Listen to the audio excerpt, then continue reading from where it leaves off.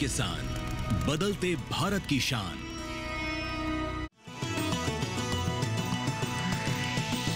DD किसान, बदलते भारत की शान।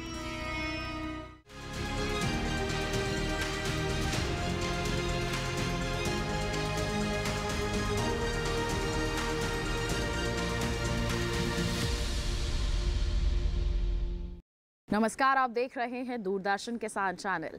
कृषि दर्शन कार्यक्रम में मैं अदिति शर्मा आप सभी का स्वागत करती हूँ। हमारे इस कार्यक्रम में कृषि जगत में हो रही हलचलों की जानकारियाँ हम आप तक पहुँचाते हैं। माध्यम रहते हैं हमारे तीनों सेगमेंट्स: विज्ञान और किसान, कृषि स्टार्टअप और फार्मिंग इंडिया। अब क्या कुछ खास है इन तीनों सेगमेंट्स में, जानने के लिए आइए शुरुआत करें आज के एपिसोड की। आइए सबसे पहले नजर डालते हैं क्या कुछ खास है सीधा मंत्रालय से। हमारे किसान भाई बहन यानी कि आप लोग कपास की खेती करते हैं, उसमें कई तरह के रोग और कीटों का खतरा रहता है। ऐसे में किस तरह से नियंत्रण किया जा सकता है, इस पर विस्तृत जानकारी दे रहे हैं कृषि भवन स्थित डीडी किसान स्टूडियो से DPPQS फरीदाबाद के संयुक्त निदेशक डॉक्टर KL गुर्जर। क्या कुछ कहा है उन्होंने, आइए आपको दिखाएं। कपास में मुख्यतः जो क्षेत्रफल है वो 90% क्षेत्रफल कपास बीटी कॉटन का होता है। और जो इसके जो डिफरेंट एग्रोक्लाइमेटिक जोन्स जैसे कि नॉर्थ, सेंट्रल और साउथ, सभी में जो है मैक्सिमम बीटी कॉटन उगाया जाता है। इसके अलावा जो रोग हैं, मुख्यतः जो जड़ में रोग लगते हैं जैसे कि विल्ट और रूट रोट है, तो ये मुख्यतः कीट एवं रोग कपास में लगते हैं। और सबसे पहले हम बात करते हैं रस चूसने वाले कीटों की। तो रस चूसने वाले कीटों में white fly, jassid aphid thrips जो है उनको ये नुकसान पहुंचाते हैं रस चूसकर। रस चूसने के अलावा जो हनीड्यू सिक्रीशन वगैरह करते हैं उससे इसमें जो फंगस, सप्रोफिटिक फंगस है वो उसमें लग जाती है, ब्लैकनिंग लीव्स के ऊपर हो जाती है।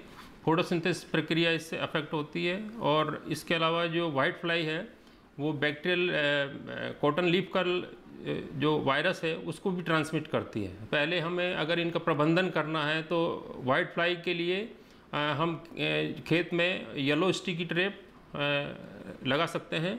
और थ्रिप्स के मॉनिटरिंग के लिए हम ब्लू स्टिकी ट्रैप लगा सकते हैं। तो इसमें हमको पता लगेगा कि हमारे यहाँ वाइट फ्लाई की पॉपुलेशन और थ्रिप्स की पॉपुलेशन कितनी है, तो हम आसानी से उसको नियंत्रित कर सकते हैं। और नियंत्रण करने के लिए हमें सबसे पहले तो नीम बेस्ड जो भी इंसेक्टिसाइड है, एजेडिरेक्टिन है और नीम सीड कर्नेल एक्सट्रैक्ट है, उनका स्प्रे करना चाहिए पहले।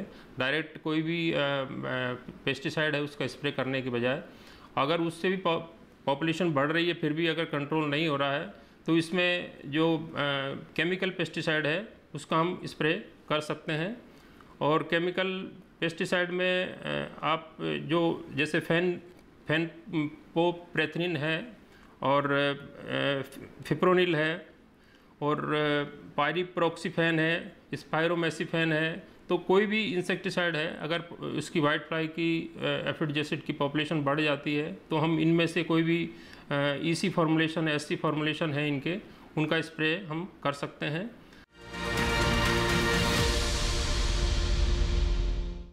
कृषि भवन के डीडी किसान स्टूडियो में हमारे संवाददाता वीरेंद्र कुमार संतोष ने खास बातचीत की उपभोक्ता मामले विभाग की सचिव निधि खरे से। क्या कुछ खास रहा इस बातचीत के दौरान, आइए दिखाते हैं उसकी एक झलक। आज हमारे साथ भारत सरकार के उपभोक्ता मामले विभाग के सचिव निधि खरे जी हैं। में सबसे पहले हम देखते हैं कि कोई भी जो आम उपभोक्ता से रिलेटेड जो वस्तुएं हैं तो उसको किस तरह से मॉनिटरिंग करते हैं और मॉनिटरिंग करने की आवश्यकता क्यों महसूस की जाती है। तो ये बहुत अच्छा प्रश्न है। एक्चुअली मूल्य का जो निगरानी है किसी भी कमोडिटी का, वो इसलिए महत्वपूर्ण है क्योंकि वही एक द्योतक है कि जो उपभोक्ता है उसको वो कमोडिटी किस मात्रा में उपलब्ध हो रही है। यानी उपलब्धता और डिमांड, इन दोनों के बीच का ही एक अगर इंडिकेटर कहा जाए तो वो मूल्य है।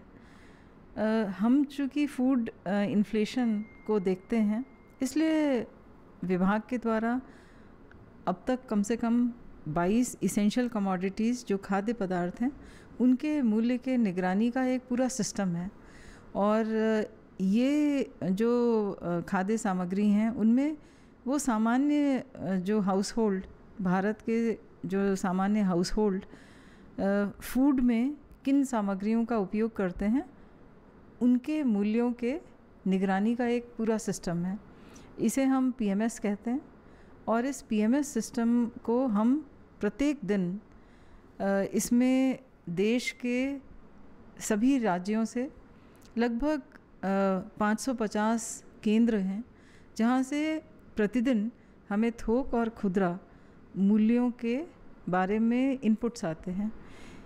इन इनपुट्स को हम फिर एग्ज़ामिन करते हैं और हम देखते हैं कि प्राइस ट्रेंड क्या है, उस खाद्य सामग्री का प्राइस ट्रेंड क्या है, यानी क्या वो बढ़ रहा है या वो घट रहा है। ये भी बहुत इम्पॉर्टेंट है देखना कि कई बार चूँकि हमारे जो खाद्य सामग्री है ये जो सीजनैलिटी है उस पर निर्भर करती है। तो जैसे किसी फसल की कटाई हो गई तो कटाई के समय जब वो बाज़ार में आ जाती है तो एक सामान्य सी बात है कि उसका मूल्य सबसे कम होगा। बुआई के समय आते आते उसके प्राइस में कुछ बढ़ोतरी होगी। तो इन्हीं चीज़ों को हम लोग लगातार देखते हैं, निगरानी करते हैं और हम ऐसे खाद्य सामग्री जहाँ पे बहुत अधिक प्राइस राइज हो जाता है वहाँ पे फिर सरकारी क्या कदम उठाए जाने हैं इनके निर्णय लेते हैं ताकि मूल्यों में स्थिरता बनी रहे। PMS ऐप का 4th वर्जन जो है उसका लॉन्च माननीय मंत्री जी के द्वारा किया गया है और इसमें जो 22 इसेंशियल कमोडिटीज़ पहले करते थे उसमें 16 और ऐड कर दिए गए हैं। ये जो 16 नई सामग्रियां हैं उनमें मुख्य रूप से 5 मसाले हैं जैसे कि हल्दी, जीरा, धनिया, मिर्चा, काली मिर्च, जो कि सामान्य रूप से किसी भी भारतीय हाउस होल्ड में यूज़ होते हैं। इसके साथ साथ देसी घी, बटर और इसके साथ एक फल को लिया गया है जैसे केला, जो सामान्य रूप से हर समय उपलब्ध होता है। इसी प्रकार से एक सब्ज़ी को भी इंक्लूड किया है जैसे बैंगन, जो कि डोमेस्टिकली अलग अलग समय उपलब्ध होती है और सामान्य लोगों की एक ये नॉर्मल मतलब इसको खाया जाता है।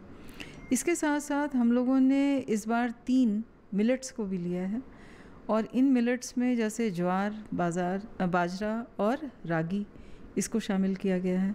तो ये नए जो इसेंशियल कमोडिटीज़ हैं इनको भी शामिल कर लेने से अब हम जो पहले 22 कमोडिटीज़ का करते थे जिनमें मुख्य रूप से चावल, आटा, गेहूँ और फिर 5 दालें थीं, इसी तरह से उसमें करीब 5 जो खाद्य ऑयल है उसका हम लोग करते हैं, फिर टमाटर, प्याज और आलू का करते हैं। तो एक तरह से धीरे धीरे जो सामान्य हाउस होल्ड में उपयोग होने वाली जो अधिकांश खाद्य सामग्री हैं इनको हमने समावेश किया है और इस तरह से अब हम 38 इसेंशियल कमोडिटीज़ का प्रतिदिन थोक और खुदरा जो मूल्य है उसकी निगरानी करेंगे। कभी कभी ये भी मैम देखा जाता है कि चाहे वो बरसात के समय हो या त्यौहार के समय हो, फेस्टिवल के समय में मैक्सिमम चाहे आलू हो, प्याज हो, टमाटर हो या सब्जी हो, उसके दाम बढ़ जाते हैं। तो आप लोग मैम इसको कैसे मॉनिटरिंग करते हैं, किस तरह से मॉनिटरिंग करते हैं ताकि जो आम उपभोक्ता है उसको राहत मिले? जब कोई भी फसल हार्वेस्ट होती है तो जैसे प्याज है, प्याज बहुत लंबे समय तक नहीं रह सकता और इस कारण से जिस समय हार्वेस्ट होता है उस समय उसके प्राइसेस बहुत कम हो जाते हैं। उस समय फार्मर्स को सही प्राइस नहीं मिल पाता। इधर ट्रेडर जब ले लेता है और जैसा आपने कहा त्यौहार का समय आता है और कुछ और वक्त बीतता है तो अपने आप दाम बाज़ार में बढ़ने लगते हैं, तो उपभोक्ताओं के लिए एक प्रॉब्लम शुरू हो जाती है। तो प्राइस स्टेबलाइजेशन फंड के माध्यम से हम इन प्याज का हम स्टॉक करते हैं। तो लगभग जैसे इस वर्ष भी लगभग हमने 5 लाख मीट्रिक टन के आसपास हमने बफर स्टॉक कर लिया है।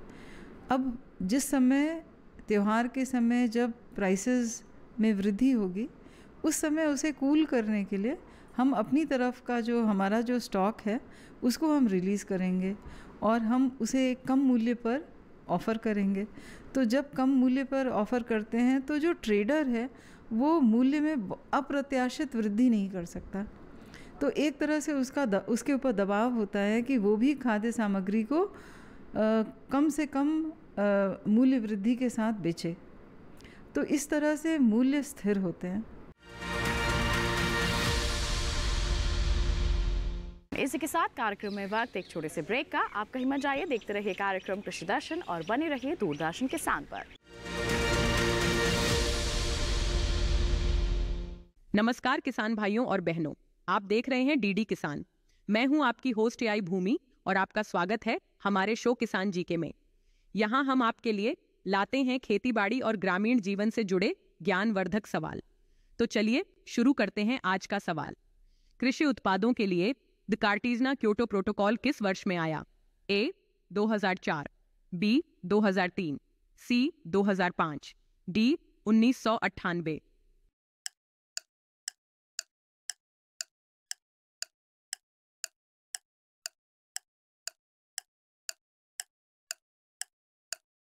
सही जवाब है ऑप्शन सी 2005।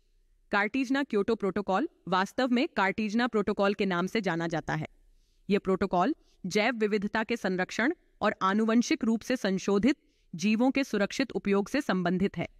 इसे 2005 में लागू किया गया था और इसका उद्देश्य यह सुनिश्चित करना है कि आनुवंशिक रूप से संशोधित जीवों के प्रवाह और उपयोग से पर्यावरण और मानव स्वास्थ्य को किसी भी प्रकार का खतरा न हो। आज किसान जी के में बस इतना ही। मिलते हैं अगले एपिसोड में। तब तक के लिए खुशहाल खेती और स्वस्थ जीवन की कामना के साथ नमस्कार। नमस्कार, आप देख रहे हैं डीडी किसान। मैं हूं एआई कृष और आज हम हरियाणा और ओडिशा में होने वाली खेती किसानी से संबंधित सलाहों के बारे में पूरी जानकारी देंगे। मौसम को ध्यान में रखते हुए हरियाणा के किसान टमाटर, बैंगन और शिमला मिर्च की फसल में नियमित अंतराल पर सिंचाई करें। साथ ही यहां के किसान कद्दू वर्गीय सब्जियों में भी जरूरत के अनुसार सिंचाई करें। फसल में अधिक पानी देने से बचे। बारिश होने का पूर्वानुमान है तो फसल की सिंचाई न करें। खेत में उचित जल निकासी बनाए रखें और बारिश के तुरंत बाद रुके हुए वर्षा जल को हटा दें। बारिश शुरू होने से पहले ही बाजार में बिकने लायक उपज बेच दें। अधिकतम उपज प्राप्त करने के लिए नियमित अंतराल पर कद्दू वर्गीय सब्जियों और टमाटर, मिर्च, बैंगन और भिंडी जैसी अन्य सब्जियों की तुड़ाई कर लें। हरियाणा के किसान कपास फसल की उचित देखभाल करें। बारिश का पूर्वानुमान हो तो फसल में सिंचाई न करें। साथ ही किसी भी प्रकार के उर्वरकों के छिड़काव से बचें। बात करें ओडिशा की तो यहाँ के किसान धान की रोपाई का काम पूरा कर लें। रोपाई के लिए 18 से 21 दिन पुराने पौधे लें। साथ ही खेत में बारिश का पानी जमा करने के लिए मेड़ बनाएं। साथ ही साथ फसल की लगातार निगरानी करते रहें ताकि किसी प्रकार की बीमारी या कीट से नुकसान न हो। ओडिशा के किसान भिंडी और बैंगन की फसल की लगातार निगरानी करें। अभी का समय भिंडी में लीफ स्पॉट कीट लगने का खतरा हो सकता है। बचाव के लिए कृषि वैज्ञानिकों की सलाह पर उचित दवाओं का छिड़काव करें। इसी तरह कृषि और किसानों से जुड़ी हर महत्वपूर्ण जानकारी के लिए हमारे साथ जुड़े रहिए और देखते रहिए डीडी किसान। धन्यवाद।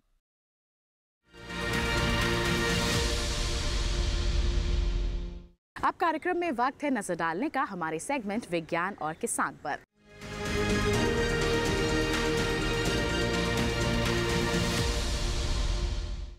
आज के समय की बात करें तो एक क्रांति की तरह उभर कर आ रहा है ड्रोन। अब खेती में ड्रोन का इस्तेमाल होने लगा है। हमारे किसान भी इस ओर बढ़ने लगे हैं। तो ड्रोन से खेती किस प्रकार आसान होती जा रही है, आइए जानते हैं हमारे सेगमेंट के माध्यम से। वैज्ञानिकों के गहन अध्ययन और कड़ी मेहनत का परिणाम है ड्रोन तकनीक। हाल के समय में कृषि में ड्रोन टेक्नोलॉजी काफी उपयोगी साबित हो रही है।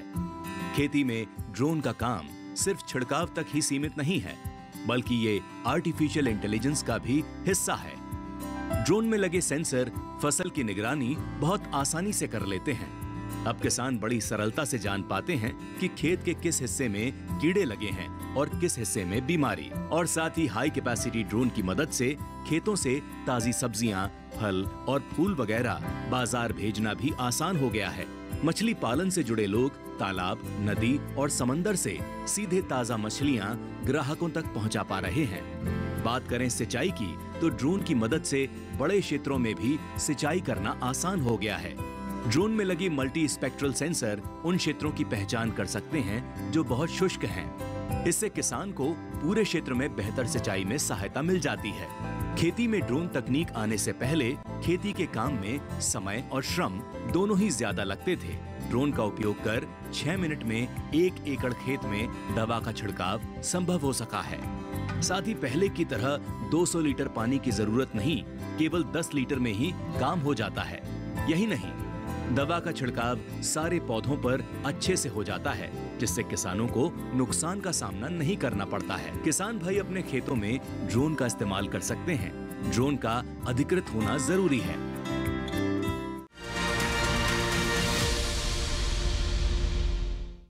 तो ये था सेगमेंट विज्ञान और किसान। इसी के साथ कार्यक्रम में वक्त एक छोटे से ब्रेक का। आप कहीं मत जाइए, देखते रहिए कार्यक्रम कृषि दर्शन और बने रहिए दूरदर्शन किसान पर। नमस्कार किसान भाइयों और बहनों, आप देख रहे हैं डीडी किसान। मैं हूं आपकी होस्ट एआई भूमि और आपका स्वागत है हमारे शो किसान जीके में। यहां हम आपके लिए लाते हैं खेती बाड़ी और ग्रामीण जीवन से जुड़े ज्ञानवर्धक सवाल। तो चलिए शुरू करते हैं आज का सवाल। साइलेज बनाने के लिए कौन सी फसल सबसे उपयुक्त मानी जाती है? ए ज्वार, बी बरसीम, सी मक्का, डी बाजरा।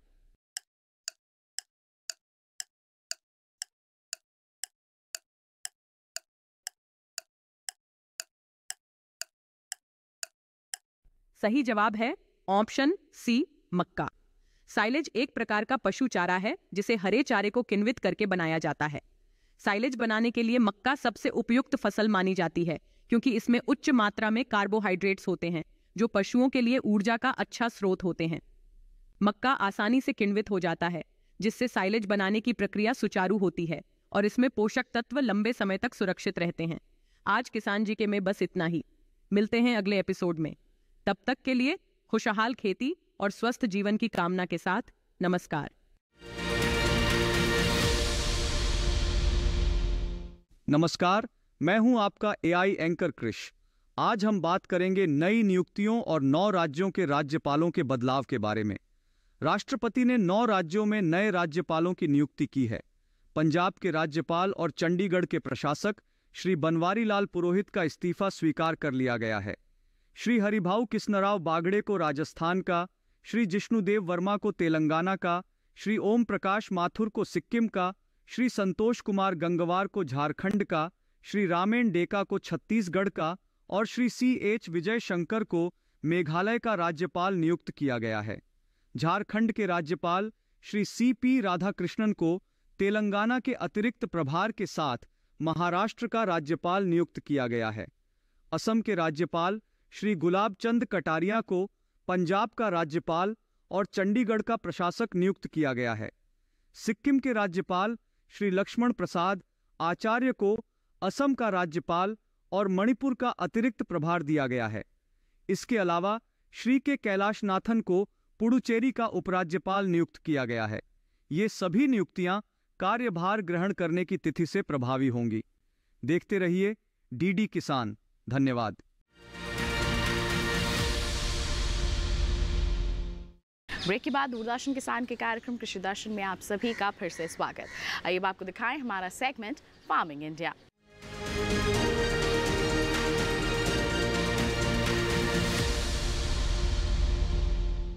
आज के हमारे सेगमेंट में हम आपको बताएंगे कृषि जगत में क्या कुछ खास हो रहा है। ऐसी ही अहम जानकारी हासिल करने के लिए आइए रुख करें हमारे सेगमेंट फार्मिंग इंडिया का।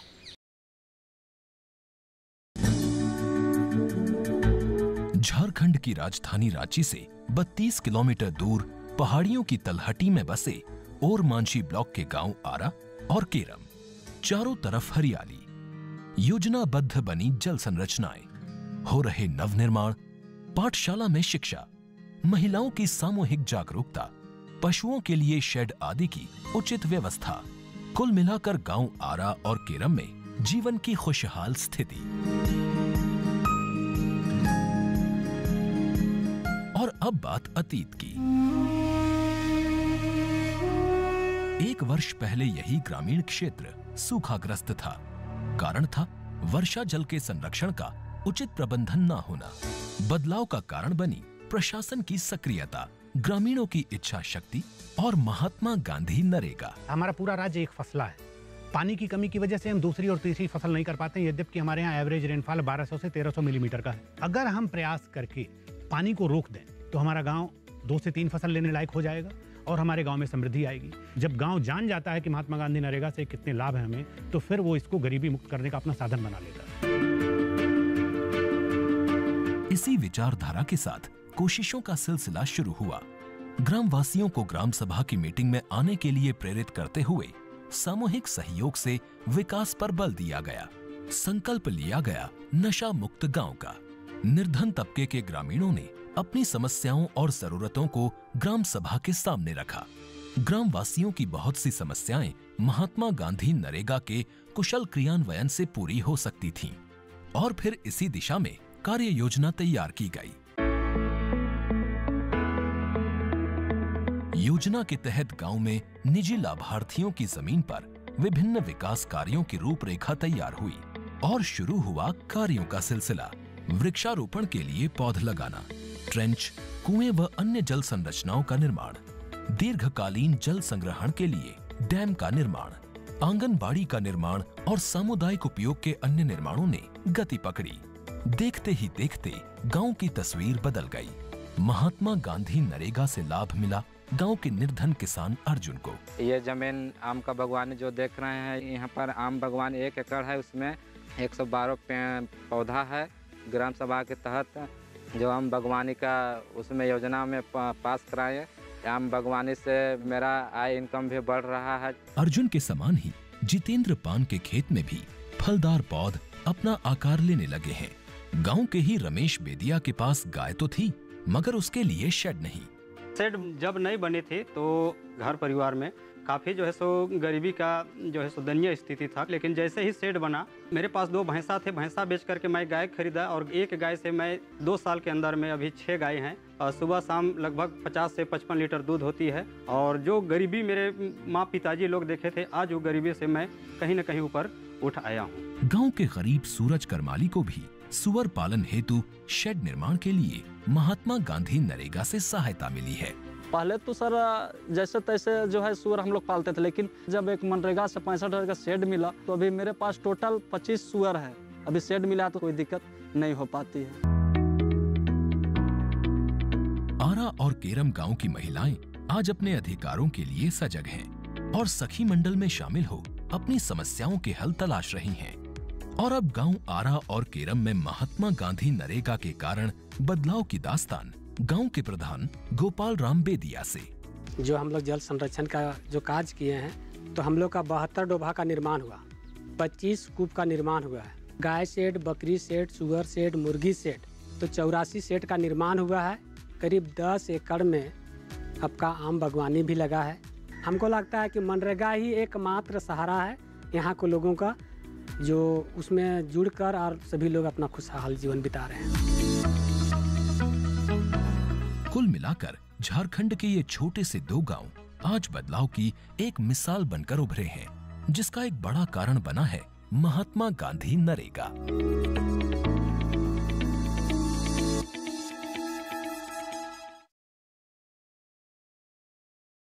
तो तो ये था हमारा सेगमेंट फार्मिंग इंडिया।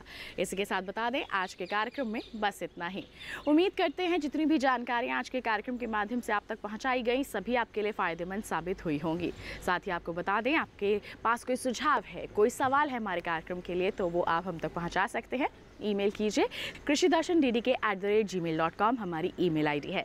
साथ ही आप हमारा पता भी नोट कर सकते हैं। पता है कृषि दर्शन, कमरा नंबर 58, CPC दूरदर्शन, खेलगांव, नई दिल्ली 110049। आप देखना चाहते हैं हमारा ये कार्यक्रम दोबारा तो आप टीवी स्क्रीन पर दिखाए जा रहे इस QR कोड को स्कैन कर लीजिए, सीधा पहुंच जाएंगे हमारे YouTube चैनल पर।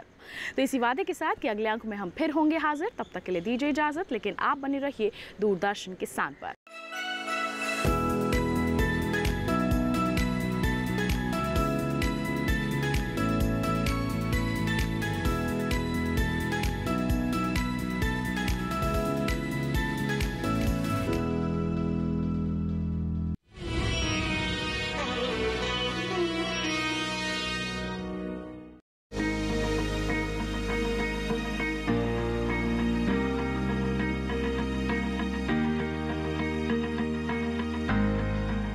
घर के बगिया में छिपा है सेहत का खजाना।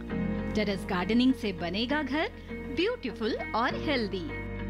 क्यों ना गार्डन में उगाएं अपने फल फूल और सब्जियां, जिससे सेहत भी बने और छत की बगिया भी खिली खिली रहे।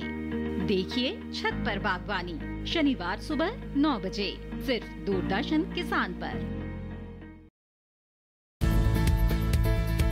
किस फसल की क्या है चाल, किस मंडी का क्या है हाल, उतरते चढ़ते भाव का असर, आयात निर्यात का क्या है असर, कैसा रहेगा आगे बाजार, बताएंगे मंडियों के जानकार। देखिए मंडी खबर सोमवार से शनिवार शाम 5 बजे सिर्फ दूरदर्शन किसान चैनल पर।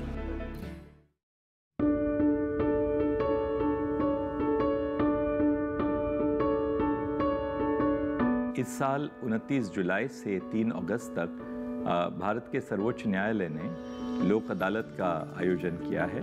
इस साल सर्वोच्च न्यायालय अपने 75वें वर्ष की वर्षगांठ पर इस स्पेशल लोक अदालत का आयोजन करते हुए ये ध्यान में हमने रखा है कि सुप्रीम कोर्ट में काफ़ी मामले नागरिकों के लंबित हैं और मैं आप सब से गुजारिश करता हूँ, लिटिगेंट से गुजारिश करता हूँ, वकीलों से, एडवोकेट्स ऑन रिकॉर्ड से कि इस लोक अदालत में आप हिस्सा लें ताकि ये सारे जो मामले हैं इनमें जहाँ हम कर सकें इनका हम निवारण कर लें और शीघ्र लोगों को न्याय पहुँचाएं।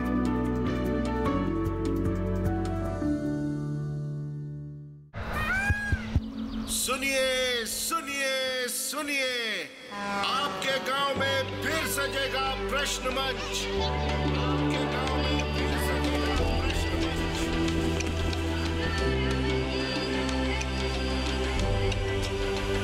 मिट्टी, मौसम, बीज, फसल,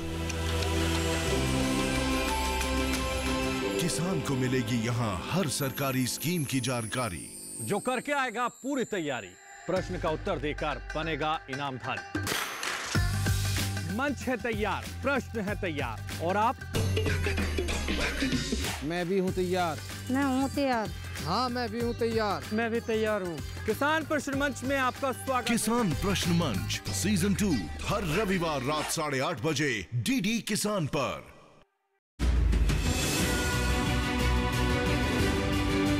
एक ऐसा मुकाम जहां जुड़ते हैं कृषि के कई आयाम, हो खेती में तकनीक की बात या फिर FPO कृषि उत्पादों के विपणन में चढ़ रहे हों सफलता के नए सोपान। देखिए हर रविवार सुबह 8 बजे और शाम 5 बजे मंडी.com में DD किसान पर।